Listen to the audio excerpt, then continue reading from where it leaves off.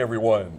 Ben Coleman here with you, one of your hosts for the Florida Aviation Network, coming to you live and in the clear here at Sun and Fun 51.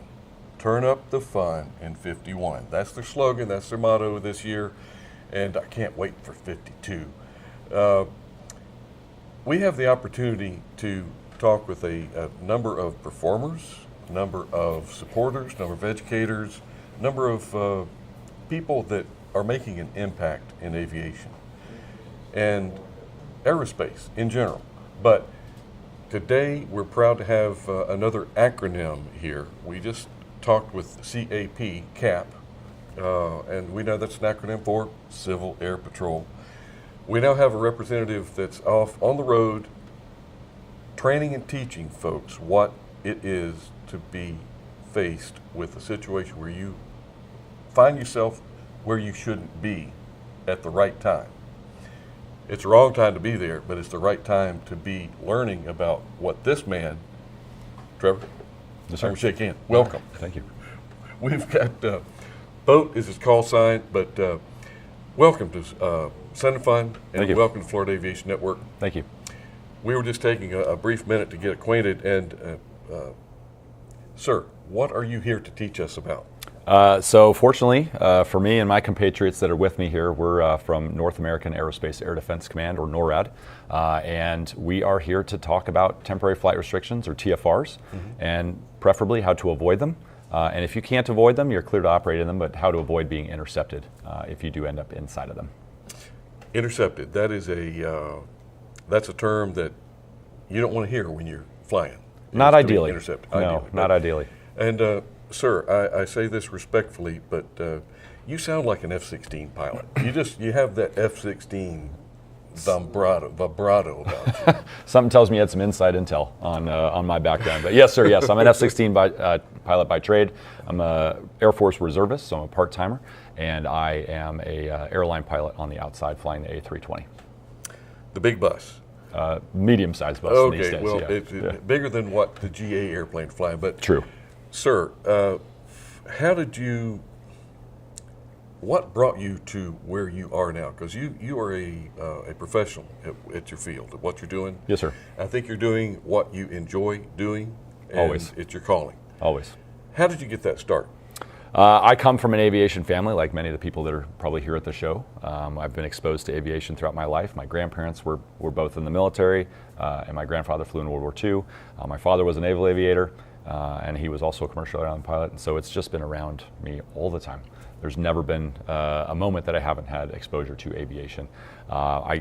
Earliest memories of aviation has always just been that air show experience, being among the crowd and with all the people watching the, not necessarily the Thunderbirds or the Blue Angels or any of those, kind of performers, but just being surrounded by aviation and the energy and excitement that it brings. So it's nice to be back here again. This is my 5th year coming to Sun and Fun in a row, and just love every second of it. I tell you, you probably feel much like I do. Out walking around on the ramp and you see a family with a gaggle of kids, like little ducklings following each other. Mm-hmm.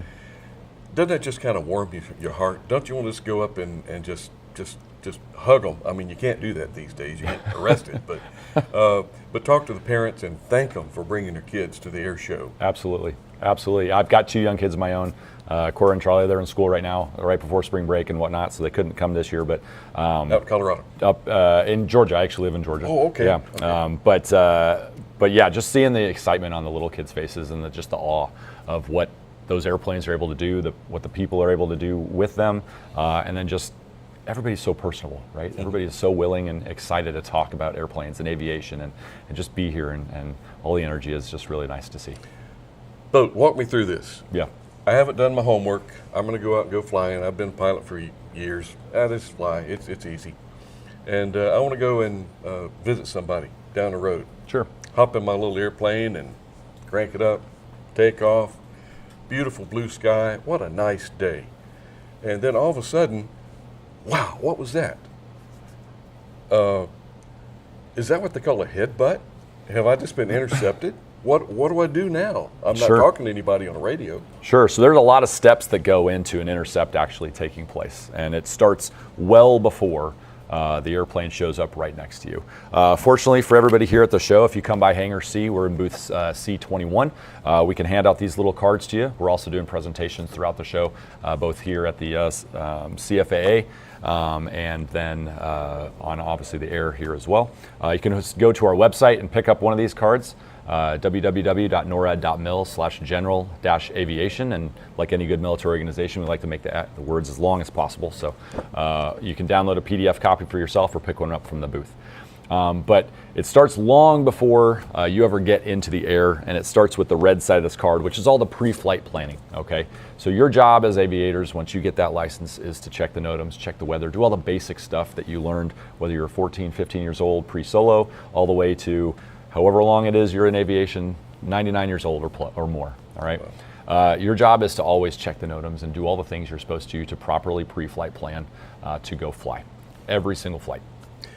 Everyone always does that, don't they? You would really hope they would, Okay. you know? That is the number one thing that we see that drives people to be intercepted is a lack of awareness, and that always stems from not planning ahead of time properly, all right? And there's so much. I mean, we're fortunate enough to, I live on a little airstrip, and I don't even go up and go around the patch without calling. And I call me old-fashioned. I don't go online yet. I call flight service. Sure. And I put my number in the system. I call to check. Any TFRs to check with? Tampa, is it hot? So nope, you're all clear. Yep. If I have to go to some airport, any NOTAMs? Yep. Nope, you're good. And that's the bare minimum starting point is always just trying to gather and gain awareness before you ever get in the airplane and turn the key to go fly, is just gain that awareness. So on the front side of this card, I'm going to hold you up. go ahead. Use it to turn a key. Some have keys. No, it's a hot switch and You just go? Okay. Drop it off. Well, every airplane's I don't different, have a right? starter on my I mean, F-16s don't either, so it's fine.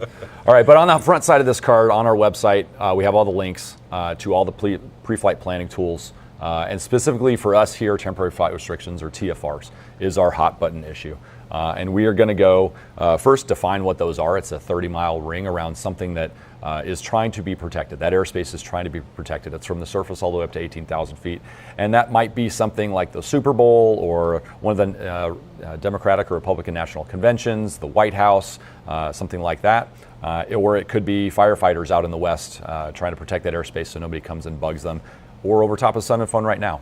The typical space for a size of a temporary flight restriction that is going to be defended is 30 miles away from the center point up to 18,000 feet. Sun and Fun, it's not going to be as big, but we are also not defending the Sun and Fun airspace. We have a lot of military aircraft here, they don't need it. But the whole idea is to protect that airspace from people that don't need to be there, and it's not important for them to be there. Typically, everybody thinks of a temporary flight restriction that we are involved with as the presidential TFRs. All right, so that's where the president goes to some location, they have a speech or something like that. We are over top or able to launch from the ground and go and protect that airspace. We always typically launch as two ships, so two airplanes, either F-16s, F-15s, F-22s, now F-35s, Canadian F-18s, and that's anywhere within the continental United States, Canada, or Alaska. And our job is to get those airplanes in a position to effect an intercept prior to that threat aircraft that we are assessing as a potential threat to the thing we're defending gets to that location. We had a big inflection point in our mission's history, which was 9/11. Prior to 9/11, most of our systems were all focused on looking outward. The traditional Cold War era threats of Russia and bear bombers coming over the poles and all that kind of stuff. But after 9/11, we realized we can't just do that, right? We can't just look outside. We've also got to look inside and be ready to respond at whatever moment's notice. So now 24/7, 365, we have aircraft standing alert on the ground, and depending on where the president or any of these defended TFR locations might be, there might be constant presence overhead already airborne, but always in flights of two and always ready to respond at a moment's notice. Wow, that's a big job. It is a big job. It's a big job. It takes two countries to do it. As speaking of which, Yeah. you have a friendly country here with you We have our binational partners, the Canadians, and they are working hand in hand with us every single day. We are based in Colorado Springs, Colorado, at Peterson Space Force Base, which is co-located at Colorado Springs International Airport. Everybody traditionally thinks of us, again, back to the Cold War era, in Cheyenne Mountain, the big cave. We still have that facility. It's still used on a daily basis, but it's primarily for our purposes, contingencies or exercises or something like that. But we operate out of a regular building now. And we work hand in hand with them, as well as multiple other federal agencies and partners, to include Customs and Border Protection, CDC, FBI, and so on and so forth. And then specifically in the DC, Washington, DC area, the Secret Service and the National Capitol Police. And we are always working in conjunction and coordination with them to make sure that all of those airspaces are protected and accounted for, so that we can effect, hopefully, a positive, safe resolution for any intercepts that would have to take place. Boat. The term threat is that's a pretty big term. Sure. However, in your world, every aircraft out there could be considered a threat until they're determined not to be a threat, or Correct. they're steered out of harm's way or away from the protected what do you call it? Airspace.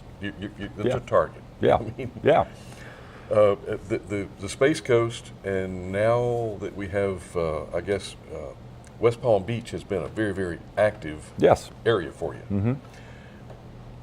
And I'm not going to get into the things that you can't talk about, but every now and then, is there a time that there is a threat that you guys have to launch and help move them out? Sure.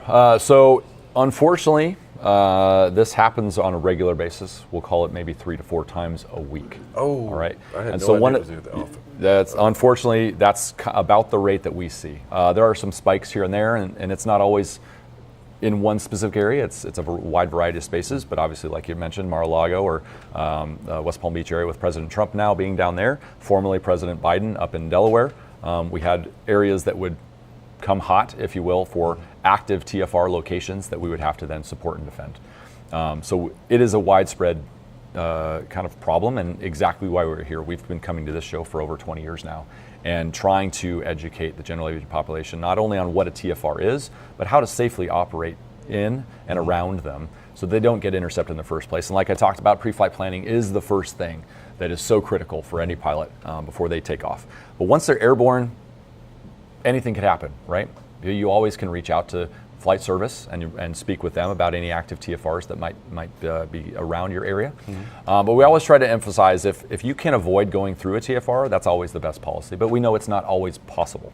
So if you operate from an airport that is inside the confines of the TFR, that is fine. Whether you're going to land there or you take off from there, that is totally fine.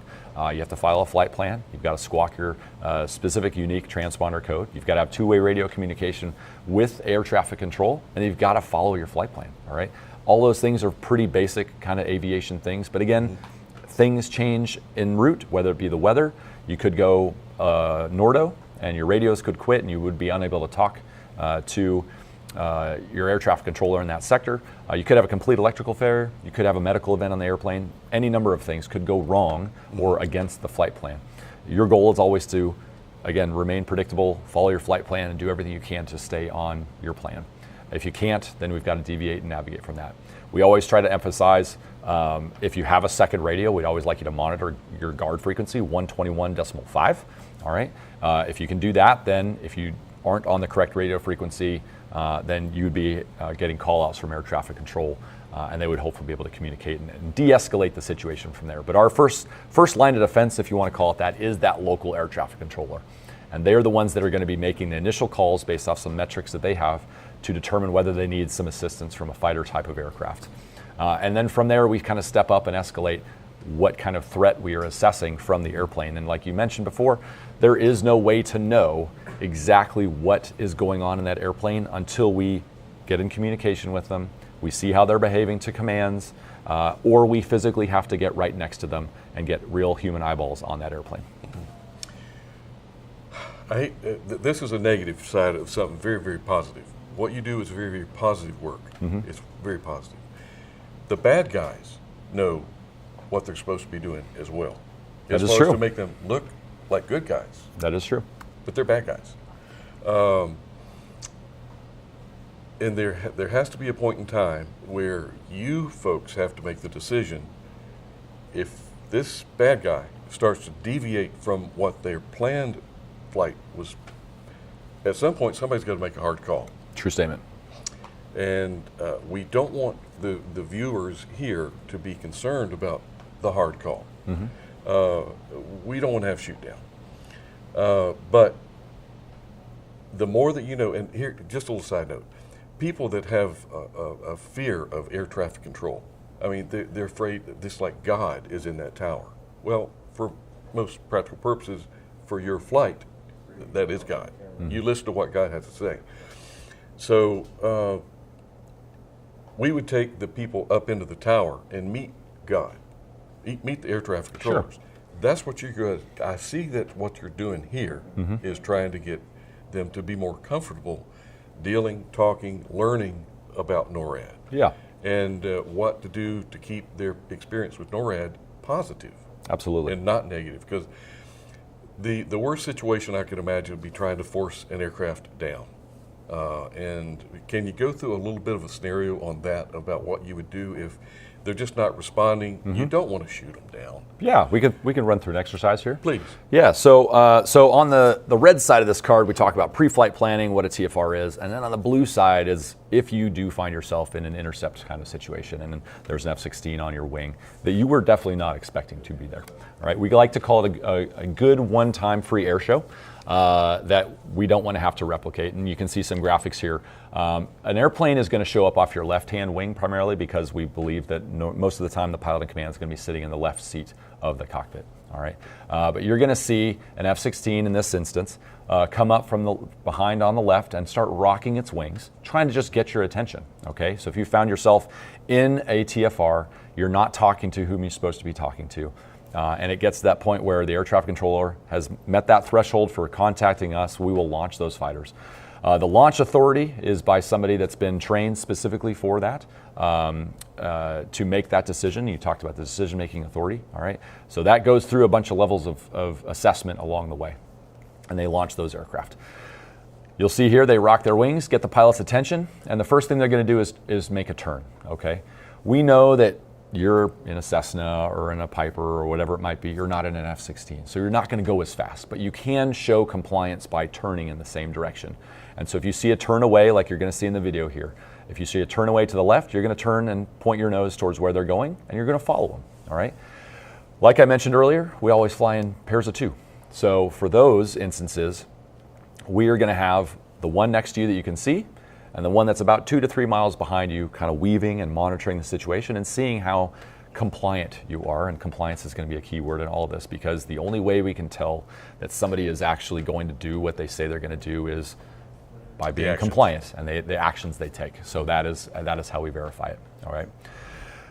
While all of this is going on, the last thing we want you to do is put yourself and your airplane in an unsafe situation. So we do not want you to exceed any operational limits, whether that be bank angles, speeds, configuration settings, or otherwise. All right, be predictable, airspeed wise, altitude wise, heading direction wise, and everything else. Okay.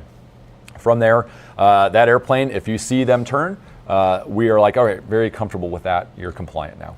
Simultaneously, if you have a radio, tune over to 121.5, again, that guard frequency, and that's the radio frequency that those fighter aircraft are going to be on. At that point, if you can speak with them, everybody's a lot happier there, because now you can have two-way communication with them. They're talking on their additional radios to air traffic control, and we can hopefully diffuse the situation peacefully. If they don't, though, all right, then they're going to execute another pass off the left-hand side to get your attention, again, rocking their wings. And this is that headbutt move that we mentioned earlier. They're going to start putting flares out like you see on the screen to, again, more attention. They're going to plug full afterburner in there. Those airplanes are really loud. If you're here at the air show, you know what we were talking about. All right, but they're going to plug that afterburner in there. They're going to deconflict altitude, all right, so that you're not flying through jet wash, flat spin out to sea, if you will. All right, and then they're going to turn across your nose, and that is usually the last ditch effort for us to get your attention before bad things start happening for you. All right, again, they're turning, in this case on the video, to the right. We want you to turn to the right and just point in the same direction as that fighter aircraft. Continue to try to talk to them on the radio if you can. If you're a complete electrical failure or your radios are completely out, then obviously we know we can't. But if you have a piece of paper and a Sharpie in there, just put it on the window and say, hey, I see you, I recognize it, and it's all going to be good. At that point, we're going to lead you to a straight-in final to land. And when you see the fighter aircraft's gear come down, that means you are cleared to land. So configure yourself for landing, remain safe airspeeds, flap speeds, gear speeds, all those other good things, and land normally, exit the runway, and park just like you got a speeding ticket or you got pulled over by the cops for potentially speeding or something like that. Shut your airplane off, crack the door open so you don't get too hot, and then just sit and wait. Those F-16s or those fighter aircraft, they are not going to land. They are going to do a low approach and then circle over top of the field until local law enforcement, the Secret Service, FBI, comes and investigates what's going on. And then from there, they'll let the ground forces handle that. And that's pretty much the whole time. And all this happens in a matter of seconds.